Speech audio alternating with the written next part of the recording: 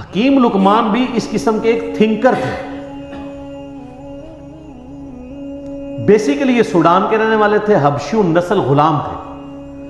عرب کے لوگ ان کے اقوال سے واقف تھے. جس طرح ہمیں بچپن میں ہی اشعار آتے ہیں کہ محمد سے وفات ہونے تو ہم تیرے ہیں.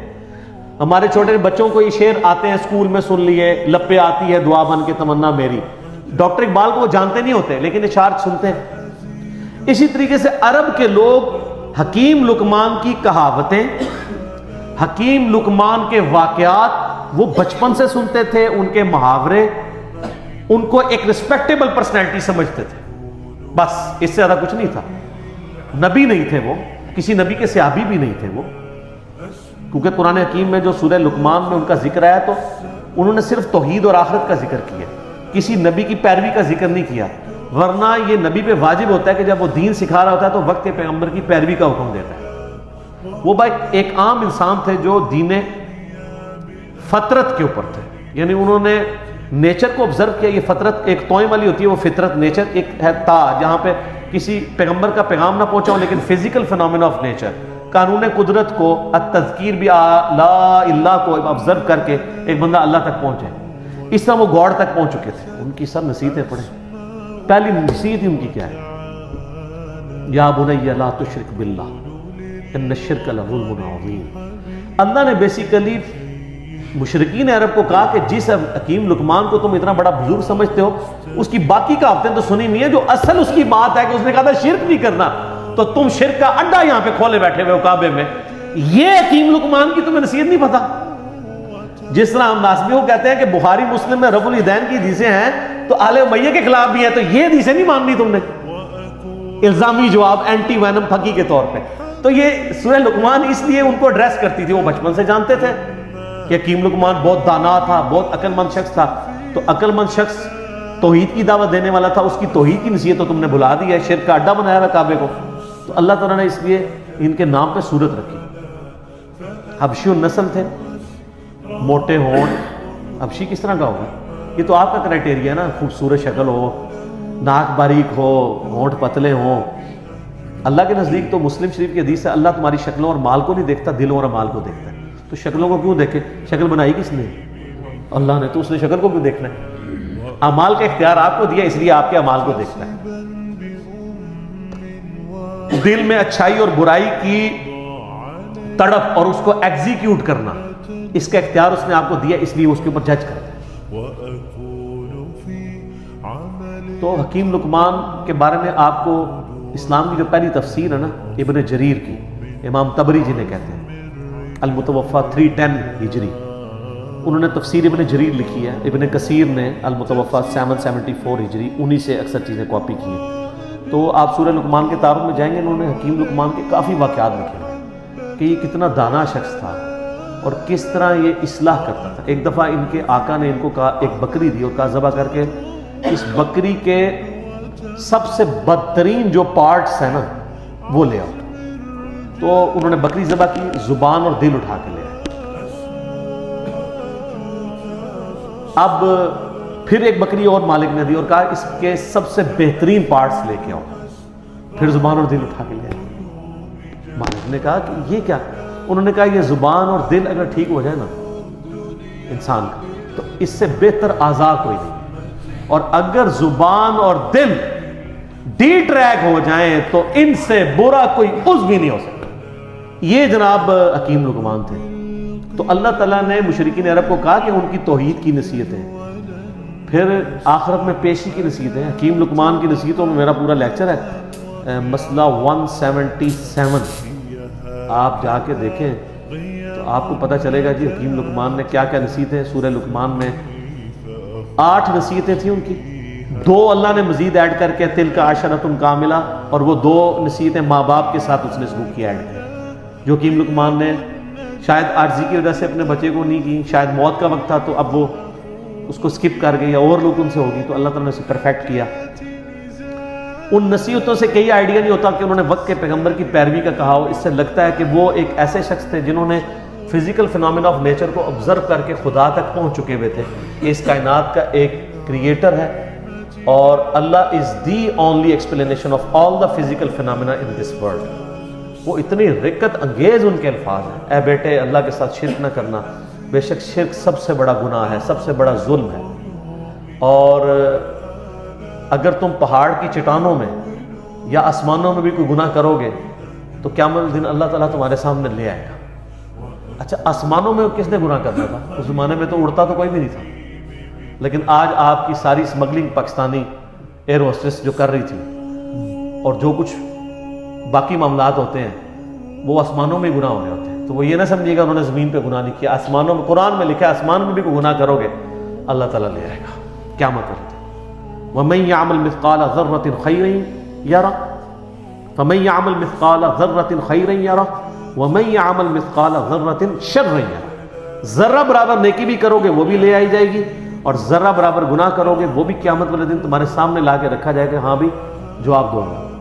تو یہ حکیم لقمان نہ تو کوئی پیغمبر تھے، نہ کسی پیغمبر کے فالوور تھے، نہ کوئی صحابی تھے کسی پیغمبر کے، نہ کوئی تابعی تھے، ایک سلیم الفطرت انسان تھے جو خدا تک پہنچ چکے تھے، اور ایسا شخص اہل فطرت کہلاتا ہے، یعنی فطرت ایسا شخص جس تک، یہ تا کے ساتھ ہوتا ہے، جس تک وقت کے پیغمبر کی دعوت یا کسی پیغمبر کی دعوت نہ پہنچی ہو، ایسے شخص کے لیے صرف ایک اللہ کو ماننا اور آخرت کا یقین کر لینا کافی ہے، چاہے نبی کی دعوت نہ بھی پہنچی ہو، اس کے لیے بس یہ اتنا اجمالی عقیدہ رکھنا کافی ہے۔ البتہ جب وقت کا پیغمبر آ جائے پھر اس کو ڈینائی کرے گا تو وہ کافر ہوگا، لیکن ایسے لوگ عموماً ڈینائی نہیں کرتے۔ اس کی آپ کو نمائندہ مثال بتاتے ہیں، سیدنا زید بن عمر بن نفیل، آپ کو پتہ ہے نا ان کے بارے میں، صحیح بخاری میں آتا ہے،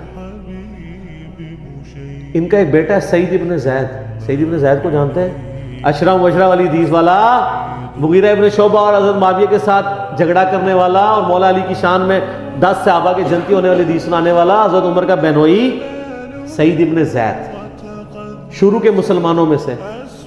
ان کا باپ تھا زید بن عمر بن نفیل، اس کے اوپر بخاری میں چیپٹر ہے، یہ اہل فطرت میں سے تھے۔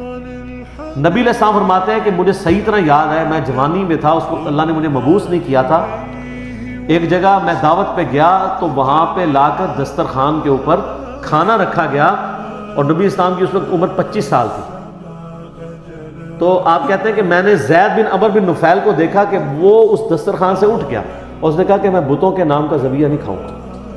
ہائے ہائے ہائے،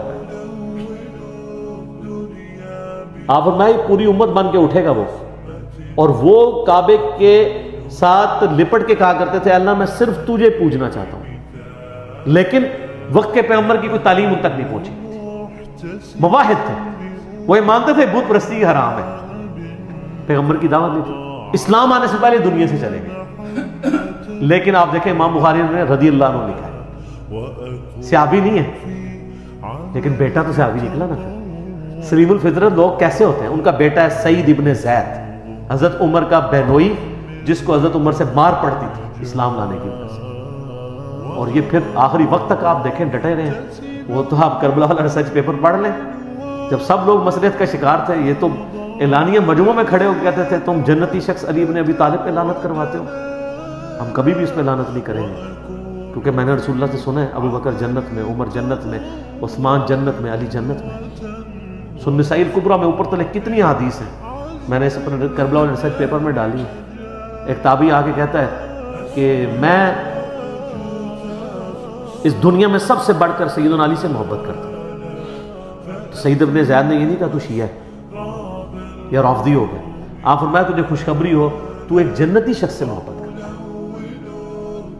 دیکھیں جی حضرت علی کی جن لوگوں نے صحبت کی ہوئی تھی نا، حضرت علی کی انہوں نے زہد کی زندگی اور ان کی اخلاقی اقدار، ان کی انصاف پہ مبنی زندگی اور تقوی والی زندگی دیکھی ہوئی تھی نا، وہ حضرت علی کو as a role model accept کرتے تھے اس زمانے میں بھی۔ اب ایک بندہ آ کے کیٹاگوری، وہ اب سے ابھی یہ بھی نہیں کہہ رہا کہ سب سے زیادہ محبت تو رسول اللہ سے ہونی چاہیے، یقیناً نبی علیہ السلام سے بھی ان کی محبت ہوگی، ان سے بڑھ کے ہی ہوگی۔ انہوں نے فوراً کو کہا تمہیں خوشخبری ہو، تم ایک جنتی شخص پہ سے محبت کرتے ہو۔ پھر سنن نسائی الکبریٰ میں موجود ہے، ایک شخص آ کے جو ہے وہ اس طرح آ کے شکایت کرتا ہے کہ جی یہ لوگ حضرت علی پہ سب و شتم کرواتے ہیں۔ سعید ابن زید کہتے ہیں کہ یہ ہمیں کہتے ہیں ہم اپنے بھائیوں پہ لعنت کریں، لیکن ہم اپنے بھائیوں پہ کبھی بھی لعنت نہیں کریں، کیونکہ میں نے رسول اللہ صلی اللہ علیہ وسلم سے 10 بندوں کے بارے میں سنا ہے کہ وہ جنت میں، اور اس میں 10ویں وہ خود تھے۔ عشرہ مبشرہ میں زید بن عمرو بن نفیل کا بچہ سعید ابن زید، تو 9 کے نام بتا کے چپ کر جایا کرتے تھے۔ ویسے ساڑھے ورگا ہونا کہتا سر پہلا تو میں جی اگے تو انہوں گنتی دسنے، وہ پہلے باقیوں کے نام بتاتے تھے اور اینڈ پہ کہتے تھے ایک 10واں شخص بھی ہے۔ تو لوگ کہتے تھے وہ کون ہے؟ تو کہتے تھے اگر تم ضروری سمجھتے تو میں بتا دیتا ہوں وہ میں ہوں۔ یہ تھی عاجزی۔ تو ان کے والد زید بن عمرو بن نفیل وہ بھی اہل فطرت میں سے تھے، جسٹ لائک سیدنا لقمان رضی اللہ تعالی عنہ ورحمہ اللہ تعالی وعلیہ السلام۔ اور سر کیا خوش نصیبی ہے، اللہ کو مواحد کتنا پسند ہے کہ نہ وہ صحابی ہو، نہ وہ تابعی ہو، نہ کسی پیغمبر کی اس نے صحبت کی ہو، نہ کسی پیغمبر کا کلمہ پڑھا ہو، لیکن ایک اللہ کا ماننے والا ہو، شرک سے بیزار ہو، آخرت میں اللہ کی جواب دہی کا یقین رکھتا ہو، اس کے نام پہ پوری سورت ہے۔ اور اللہ تعالیٰ اس کے اقوال کو توحید کی دعوت کے لیے رول ماڈل کے طور پہ مشرکین عرب کے سامنے رکھا ہے۔